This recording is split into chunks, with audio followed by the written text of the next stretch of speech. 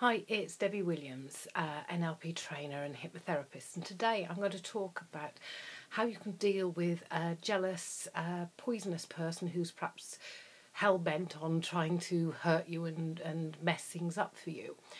Well, the first tip that I want to give you is to recognise it's one hell of a compliment, because you've got so much under their skin that they think so highly of you that you're a threat to them, that they have to spend their life working ways to try and undermine you and destroy whatever you're doing. And if you look at it like that, then you can take it in a slightly different way of thinking, oh, well, it's good to feel important and valued in somebody's mind. And the second tip is to create for yourself a psychic shield. So if you've got this psychic shield like a bubble, or like in the UK they've got these Ready Brek ads where they have this sort of like white halo all the way round. If you imagine yourself surrounded with that, and it's a shield that whenever you hear something that they've done, rather than it going straight into your heart and hurting you, it's prevented of coming through, so that first of all you think, oh, well, this is an interesting compliment. They've been very creative here on what they're trying to do. And it gives you that one step before you go into feeling pain by it. Now, this is what I use all the time. Quite often I get some internet trolls that post things. If they use bad language, I just delete them and block them anyway. But if they're quite creative, I had somebody the other day saying that, oh, I can tell what kind of person you are because you dye your hair and blah blah blah. Or on my earlier videos people were attacking me saying I wear too much makeup, and actually they were right, because most of the videos were filmed at the end of the day, and of course I do this during the day and I didn't check that it was smudged everywhere, and also I hadn't really seen myself that I was wearing makeup the same way I did many years ago, so I use that as feedback and think, actually, yeah, I'll tone it down a bit. But I didn't need to get upset by them being a bit sort of poisonous.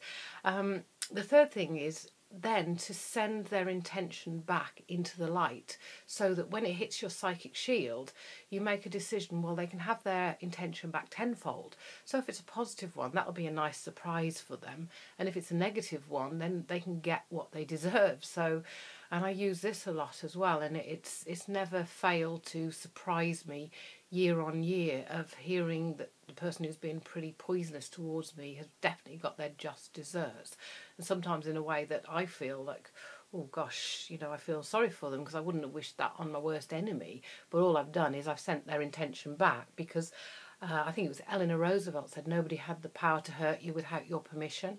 So when you send that intention back to them, it then means that they're going to get taught the lesson that they need to be taught in this life, but it's nothing for you to bother about. And so surrounding yourself with this psychic shield, also sending the intention back tenfold, or into the light, which could be a representation of the universe, of your creator, or anything like that. I used to do this all the time when I had a business partner who we were going through a partnership breakup. We owned clothes shops together, and I had 8 staff, and I didn't even realise she was being as poisonous as she could be, telling everybody who'd listen I was prejudiced, because once I bought her out I did have to lay some staff off, because it really wasn't viable. And the first chance I got, I took those staff back on, and because out of my staff I think 2 of the people I laid off were black, so this girl was trying to tell everybody I was prejudiced, which if anybody who knows me knows that's the last thing that I am.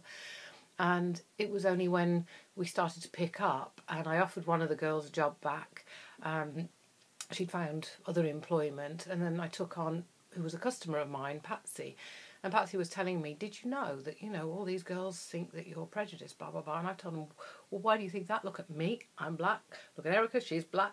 Raj is Indian. And then there's all the white people. So she was fighting my corner. And this had been going on for a couple of years. And I wasn't even aware of it, because I was so focused on trying to sort the business out. Which brings me to another tip, that success is the greatest revenge.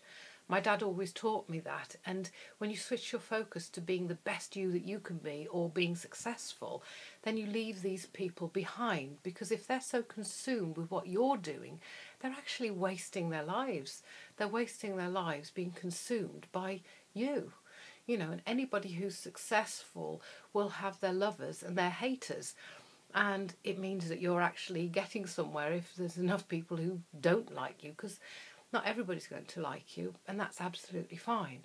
So let's just to recap, let's look at it as a compliment. Let's look at putting a psychic shield for ourselves.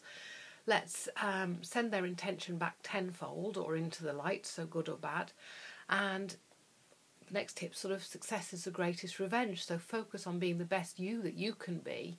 A lady sort of had emailed me this and said it was her boyfriend's sister was trying to destroy things. Well, if she focuses on being the best person that she can be within this relationship and being the most kindest, enjoyable person to be around, then the brother isn't going to listen to the sister. He's going to be focused on thinking, well, no, I found somebody good, back off. So, and a final little tip is imagine that you have a team of comedians on your shoulders so that you can find things funny, and maybe asking the question, what is funny about this?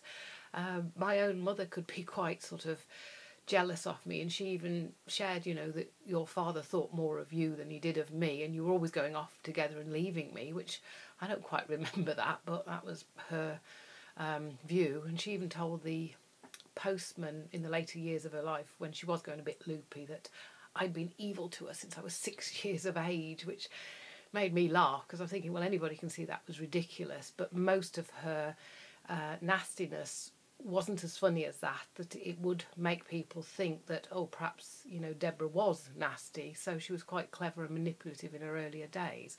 But I use a psychic shield with her, and sometimes when the nastiness come out, I just used to see this trout pout talking, and it just went over my head, and thought, oh, there she goes. I'd cook her some food, and I said, was that okay for you? And she said, no, it's horrible, but I ate it because I was hungry. And you think, oh, right, you old bloody cow, I think, under my breath. And then as my husband came home, I thought, we can't wait to tell him what she'd said. So if you start to look for the things that could be funny, then you might find that your creative mind will come up with some solutions that way. Anyway, it's great talking to you now. And again, if you click the link, you can get my free monthly life coaching email, which will help you with the one thing, success is the greatest revenge, because there's questions there that will say, what do I want to achieve this month, to get you focusing on the things that are important. And also there's a free download, Stop Worrying, Create a Wonderful Life. Bye now.